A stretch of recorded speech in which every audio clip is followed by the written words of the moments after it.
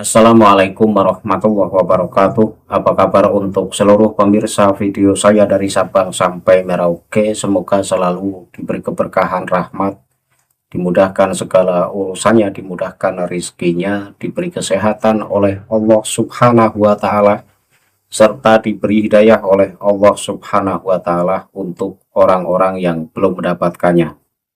Dalam video kali ini saya akan mengkritik kitab Ba'alawi yang dengan gampangnya menganggap bahwa seseorang itu wali hanya karena memiliki khariqul adat yang ada pada dirinya. Padahal sesuatu yang khariqul adat ini bukan satu-satunya tanda bahwa seseorang itu wali. Banyak kok di Indonesia orang yang punya kejadian khariqul adat yang ada pada dirinya, tetapi ya orang tersebut bukan wali.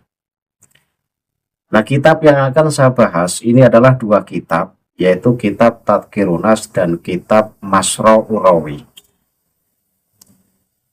Tetapi apa yang tertulis baik dalam kitab Tadhkirun Nas maupun Masra'ur Rawi ini kemudian dinukil dalam kitab Al-Qaburiyah dan termuat di sana di halaman 501.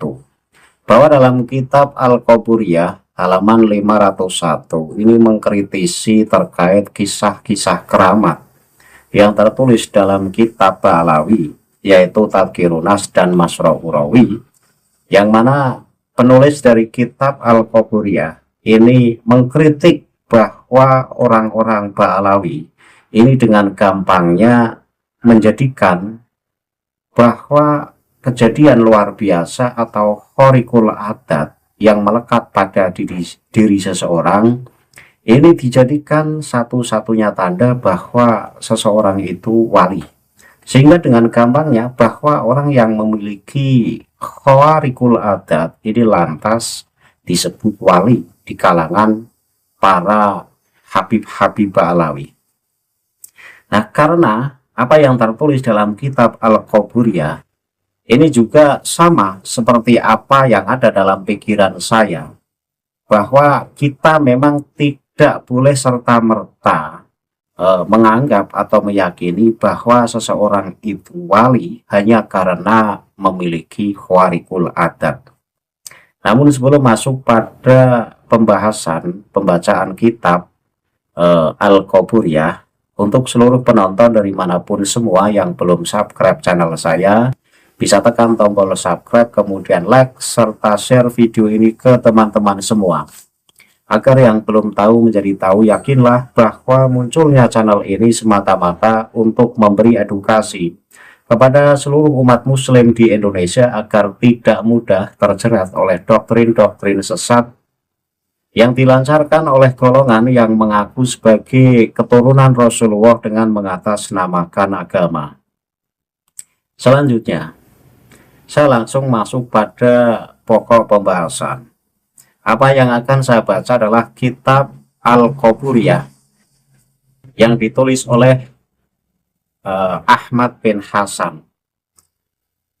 Bahwa apa yang akan saya baca ini nukilan dari kitab Tadhkirun Nas maupun Masra'ur Rawi, dan setelah saya cek dalam dua kitab Ba'alawi tersebut ternyata memang benar-benar ada. Artinya bahwa apa yang dinukil oleh penulis kitab Al-Qaburiyah ini bukan hoax, tetapi nyata ada di kitab Ba'alawi. Teks asli dari kitab Al-Qaburiyah halaman 501 saya tampilkan di layar sebagai bukti bahwa apa yang saya sampaikan ini tidak ngarang, tetapi berdasarkan data yang kemudian saya bahas.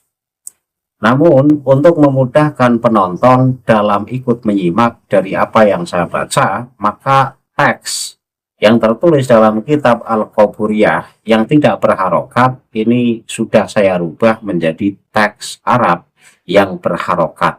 Ini semata-mata agar penonton bisa dengan mudah ikut menyimak dari apa yang saya baca. Saya tampilkan teksnya di layar. Kemudian saya baca, Bismillahirrahmanirrahim, Al-Misalur Rabi'u, Madza karohu sohibu tadkiratin nasi, Anna Ahmad ibn Hasanil At-Tasi, Annahu dzakara hikayatun tawilatun minha, Anna Abdurrahman ibn Mustafa al-Aidrusa, dakhala Misra, qala wa hasalat bainahu wa baina ahli Misra, munadharatun fil imamati, wa qala lahum, ana ahaqqu biha minkum, limat stama'a fiyya minasyarafi wal ilmi wa tabarru'i, faqalu lahu la nusallimu laka illa bidalilin, fatawajjaha bihalihi ilal qanatilil lati fil masjidi fabtala'aha, faqalu lahu hadhihi wilayatun wa musallamuna laka fiha. Jadi teks ini ada di kitab Tadhkirunas halaman 129 hingga 130. Wal hikayatu dhahiratu tilalati ala anna burhanal wilayati huwa hadhil khawariqul lati la yabudu an takuna minas sihri. Artinya apa? Artinya bahwa ini adalah contoh kejadian khawariqul adat yang nomor 4 yang ditulis dalam kitab Al-Qaburiyah. Maksud dari teks yang saya baca tadi adalah bahwa kisah ini menceritakan tentang Habib Abdurrahman bin Mustafa al-Aidrus yang datang ke Mesir dan berdebat dengan penduduk Mesir tentang kepemimpinan atau al-imamah. Bahwa Habib Abdurrahman ini mengklaim bahwa dirinya adalah orang yang paling berhak menjadi pemimpin dengan alasan kemuliaan nasabnya, ilmunya, dan kedermawanannya. Ketika penduduk Mesir meminta bukti dari apa yang disampaikan atau yang diucapkan oleh Habib Abdurrahman, yaitu terkait kemuliaan nasabnya, terkait ilmunya, dan terkait kedermawanannya, maka Habib Abdurrahman ini menunjukkan satu bukti, yaitu kejadian yang khawariqul adat. Dengan cara apa? Dengan cara bahwa Habib Abdurrahman bin Mustafa al-Idrus ini menelan lampu-lampu gantung yang ada di masjid. Nah, setelah penduduk Mesir melihat kejadian tersebut, maka penduduk Mesir mengakui bahwa Habib Abdurrahman bin Mustafa al-Idrus itu wali Allah. Jadi hanya dengan melihat bahwa Habib Abdurrahman ini bisa menelan lampu-lampu gantung yang ada di masjid, lantas dengan mudahnya penduduk Mesir ini mengakui akan kewalian Habib Abdurrahman al-Idrus. Nah, cerita ini yang tertulis dalam kitab Tadhkirunas halaman 129 hingga 130 ini dikritisi oleh penulis kitab Al-Qaburiyah dengan kritikan sebagai berikut. Wal hikayatu dhahiratu tilalati ala anna burhanal wilayati huwa hadhil khawariqul lati la yabudu an takuna minas sihri. Jadi kisah ini secara jelas menunjukkan bahwa bukti kewalian adalah keajaiban-keajaiban luar biasa yang tidak menutup kemungkinan itu berasal dari sihir. Ini kata penulis kitab Al-Qaburiyah. Dan saya sependapat dengan apa yang dikatakan oleh penulis kitab Al-Qaburiyah.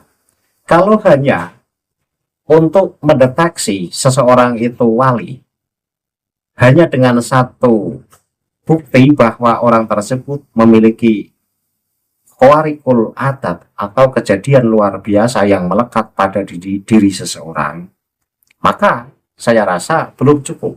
Karena apa?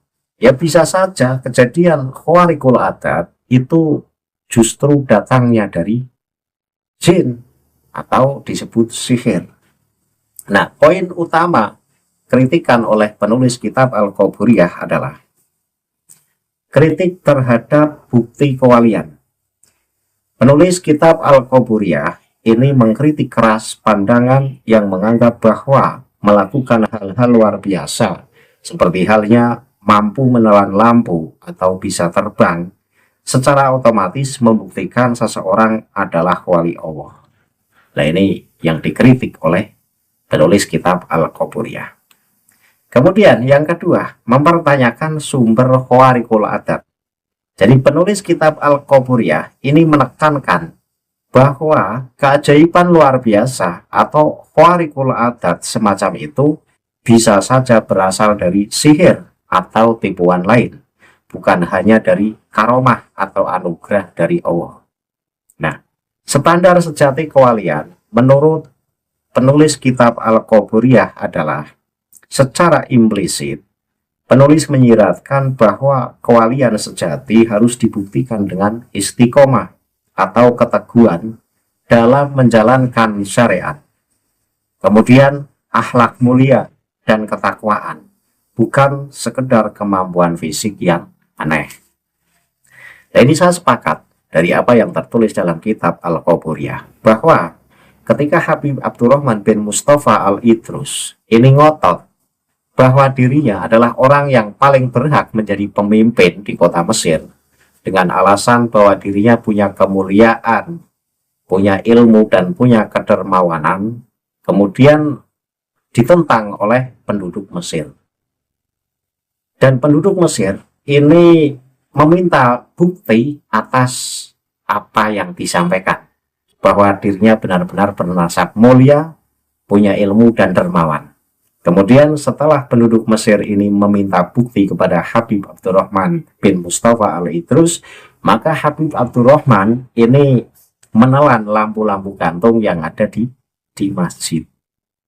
Nah, setelah Habib Abdurrahman melakukan kejadian aneh tersebut, maka penduduk Mesir ini kemudian meyakini bahwa Habib Abdurrahman itu benar-benar wali Allah. Ini sungguh gampang untuk menganggap bahwa seseorang itu wali hanya dengan mampu menelan lampu-lampu gantung yang ada di masjid, kemudian orang tersebut disebut wali. Jadi dari kalangan Ba'alawi atau dari ulama Ba'alawi, kejadian-kejadian semacam itu pasti disebut karomah. Padahal jika kita mau melihat, di Indonesia ini banyak loh yang mampu melakukan hal-hal semacam itu. Ada adegan tebus, ini juga tidak kalah menarik. Itu bisa menelan lampu, bisa memakan beling, bisa memakan kaca. Apakah lantas dengan bisa berbuat aneh semacam itu, kemudian orang yang bisa melakukan hal tersebut disebut wali? Ya, kemudian ada budaya di Indonesia yang sampai sekarang masih dilestarikan, yaitu satu contoh kuda lumping ya. Kuda lumping ini pada umumnya peserta dari kuda lumping ini nanti bisa melakukan hal-hal yang aneh. Bisa makan kaca, bisa makan beling, bisa makan kerikil, bahkan bisa makan kelapa dalam kondisi masih utuh, masih berkulit. Apakah dengan peserta kuda lumping kemudian bisa melakukan perbuatan-perbuatan yang khawarikul adat, ini penduduk Indonesia akan menganggap bahwa itu wali? Tidak. Penduduk Indonesia ini tidak gampang terkecoh. Ia akan menganggap bahwa itu adalah hiburan semata. Dan seluruh umat muslim di Indonesia tahu bahwa hiburan kuda lumping itu hanya sekedar hiburan semata dan dibantu oleh makhluk yang tidak terlihat, yaitu jin. Jadi kalau kita bandingkan level antara negeri Yaman, yaitu wali-wali dari negeri Yaman, dan apa yang terjadi di Indonesia, ini kalah jauh dibandingkan apa yang terjadi di Indonesia. Jika di negeri Yaman kejadian semacam itu disebut khawarikul adat, dan lantas orang yang bisa melakukan hal tersebut disebut wali. Di Indonesia tidak, itu hanya hiburan. Ya, orang yang bisa makan kaca, bisa makan beling, bisa makan kelapa dalam kondisi masih utuh, masih berkulit. Ini hanya hiburan di Indonesia. Jadi tidak menganggap bahwa itu adalah tanda-tanda wali karena bisa berbuat khawarikul adat. Jadi levelnya kalah jauh dengan masyarakat Indonesia. Di sana disebut keramat, di Indonesia disebut hiburan semata. Itu satu ya. Kemudian contoh cerita yang kelima, ini masih tertulis dalam kitab Al-Qaburiyah, masih di halaman 501. Dan cerita ini termaktub atau tertulis dalam kitab Masra Urawi juz 1 halaman 200, dan setelah saya cek, ini benar adanya. Saya baca teksnya. Al-misalul khamisu mahakahu asyali fi tarjamati Muhammad ibni Ali maulad Duwailah atau maulad Dawilah qala wa aktsaru a'malihi qalbiyatun wa kana yufi a'malahu an ashabihi hatta an ahlihi wa rubbama tarodo alaihi ba'dun manitasofa bil ilmi walaisa min ahlihi hatta inna ba'dahum qoma yusolli wa sayyidu indahu naimun faqala fi nafsihi ana sajidun wa qaimun wa huwa muttaji'un naimun wa yad'una annahu qudwatun lil alam falamma sajada ajaza an raf'i ra'sihi fataba amma wa qa'alahu fi nafsihi fa amara sahibu tarjamati ba'da man indahu bi ayyarfa'a ra'sahu walamma faragha tadara ilaih wa ahadahu ala alla ya'udah. Fangdur ilama laqiya hadal alimu minal uqubati wa ta'dzibi liqa'a firadihi ala hadal wali summa kaifa sallama lahu wilayatahu wa taba minal i'tiradi alaihi. Ini adalah contoh keramat yang kelima yang juga dikritik oleh penulis kitab Al-Qaburiyah, bahwa apa yang tertulis di sini ini diambil dari kitab Masra Urawi juz 1 halaman 200, yaitu kitab Ba'alawi. Artinya apa? Bahwa apa yang diriwayatkan oleh Asyali atau Asyili dalam biografi Muhammad bin Ali Maulad Duwailah atau lebih sering diucapkan Maulad Dawilah, dia berkata, dan sebagian besar amalnya adalah amalan hati dan dia menyembunyikan amalnya dari sahabat-sahabatnya, bahkan dari keluarganya. Terkadang sebagian orang yang memiliki ilmu namun bukan dari golongannya ini menentangnya.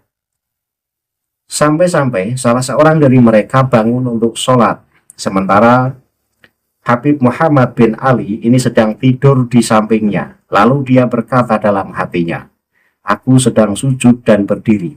Sedangkan dia berbaring tidur dan mereka orang-orang mengklaim bahwa dia adalah panutan bagi dunia. Tatkala dia sujud, dia tidak mampu mengangkat kepalanya. Kemudian dia bertaubat atas apa yang terlintas di hatinya itu. Maka penulis biografi, yaitu Muhammad bin Ali, ini memerintahkan salah seorang yang ada di sisinya untuk mengangkat kepala orang tersebut.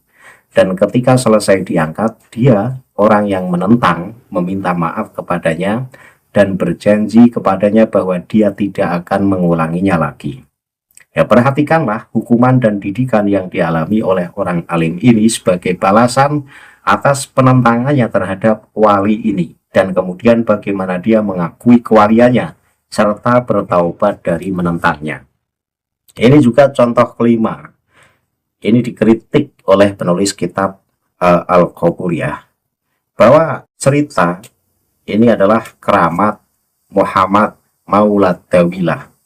Jadi suatu ketika bahwa memang masyhur di kalangan wali Ba'alawi bahwa Muhammad Maulad Dawilah ini katanya menyembunyikan ibadahnya. Jadi menyembunyikan amal-amalnya baik dari para sahabatnya maupun keluarganya. Sehingga dia tampak sering tidur, tidak melakukan sholat dan tidak melakukan aktivitas ibadah-ibadah lainnya. Sehingga apa?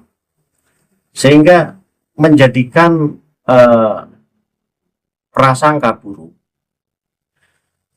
di kalangan ulama yang tidak selevel dengannya. Ya, ulama-ulama yang tidak selevel dengannya ini melakukan sholat di dekatnya, sementara Habib Muhammad Maulad Dawilah ini masih tidur. Kemudian orang yang melakukan sholat di dekat Habib Muhammad Maulad Dawilah ini dalam hatinya berkata, saya ini berdiri dan melakukan sholat, sementara orang ini hobinya tidur-tiduran. Tapi di kalangan mereka, orang semacam ini katanya dijadikan panutan. Jadi tidak percaya orang semacam ini kok dijadikan panutan. Lah, orang yang sholat di dekat tempat tidur atau di orang yang sholat dekat Habib Muhammad Maulatawilah yang sedang tidur, ini kemudian sholatnya sampai pada titik sujud. Nah, setelah sampai pada titik sujud, orang yang sholat ini yang punya suudzon buruk, ya, prasangka buruk kepada Habib Muhammad Maulatawilah, ini ternyata tidak mampu mengangkat kepalanya kembali. Jadi dalam posisi sujud terus.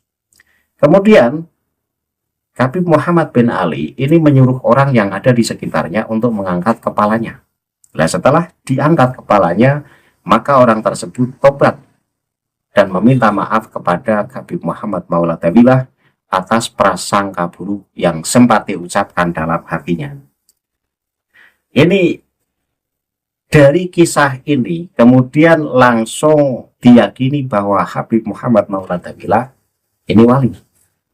Hanya karena orang yang punya prasangka buruk dalam hatinya berkata demikian, bahwa orang semacam ini masa iya sih disebut panutan, sementara hobinya tidur-tiduran, tidak ada tanda-tanda hobi ibadah. Karena saya sering melihat orang ini suka tidur. Lah, dalam posisi orang tersebut sholat, kemudian sampai pada titik sujud, maka orang yang punya prasangka buruk kepada Habib Muhammad Maulatawilah ini tidak bisa bangun dari sujudnya. Kemudian penerjemah atau Muhammad bin Ali ini menyuruh orang yang ada di sekitarnya untuk mengangkat kepala dari orang yang punya prasangka buruk kepada Habib Maulatawilah. Setelah kepalanya diangkat, maka orang yang berprasangka buruk itu meminta maaf kepada Habib Muhammad Maulatawilah dan meyakini bahwa orang tersebut adalah wali. Jadi dengan gampangnya di kalangan Balawi, orang yang bisa mencelakai orang ini kemudian disebut wali. Itu kan masuknya mencelakai, ya. Bisa jadi itu sihir. Orang yang punya khotam di dalam tubuhnya, kemudian ada orang yang punya prasangka buruk terhadapnya, ini kemudian khotamnya reaksi dan mencelakai orang yang berprasangka buruk, itu bisa saja. Tetapi di kalangan Balawi, ya, hal semacam ini disebut keramat. Padahal tanda-tanda kewalian ini tidak bisa disimpulkan hanya dengan kejadian khawarikul adat saja. Ini perlu digarisbawahi. Bahkan, ya, tidak harus wali itu punya kejadian khawarikul adat. Tetapi yang paling penting bahwa wali ini adalah orang yang istiqomah dalam ibadah, berakhlak baik. Dan yang perlu dicatat adalah tidak meninggalkan syariat. Sementara dalam kisah ini adalah bahwa Habib Muhammad Maulatawilah ini meninggal karena syariat, tidak pernah melakukan sholat, sukanya tidur-tiduran sehingga menjadikan prasangka buruk di antara kalangan ulama yang bukan ahli tasawuf. Ya, ini kan berarti meninggalkan syariat. Nah, orang yang meninggalkan syariat semacam ini justru di kalangan Balawi disebut sebagai orang yang sudah levelnya tinggi. Jadi sholatnya lewat batin. Nah, ini adalah kesesatan dari ajaran Balawi. Sementara wali adalah orang yang tidak meninggalkan syariat. Kan bertentangan.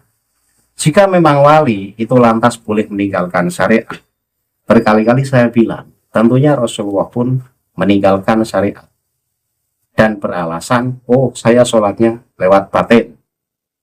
Demikian pula sahabat, jika memang bisa sholat lewat batin, sahabat pun melakukan sholat lewat batin. Nah, di kalangan wali-wali Balawi ini seringkali saya menemukan cerita bahwa wali yang sudah sampai pada titik level tertinggi ini tidak melakukan sholat, sholatnya lewat batin. Nah ini gimana?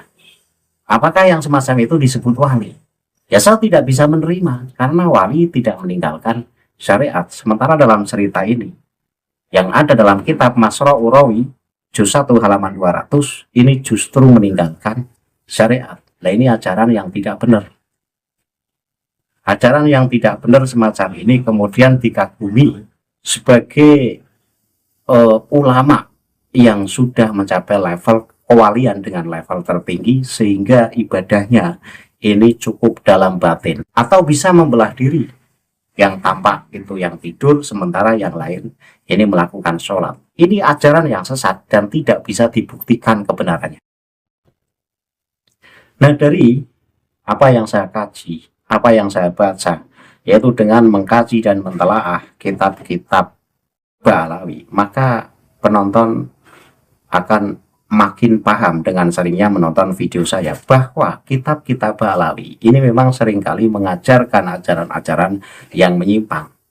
Jadi dengan gampangnya menganggap kejadian khawariqul adat itu sebagai tanda itu keramat dan itu disebut wali Allah. Padahal di Indonesia orang yang punya kemampuan untuk melakukan khawariqul adat ini banyak. Dan di Indonesia ini tidak disebut sebagai keramat, disebut sebagai hiburan. Ada kuda lumping, ada debus, dan ada pertunjukan-pertunjukan lain yang juga menampilkan kejadian khawariqul adat. Tetapi di Indonesia itu disebut sebagai hiburan semata. Jadi level antara di negeri Yaman dan di Indonesia ini levelnya jauh lebih tinggi di Indonesia. Karena apa? Di Yaman disebut sebagai keramat, di Indonesia justru disebut sebagai hiburan semata. Akhirul kalam, billahi taufiq wal hidayah. Wassalamualaikum warahmatullahi wabarakatuh. Salam maras untuk seluruh muslim di Indonesia.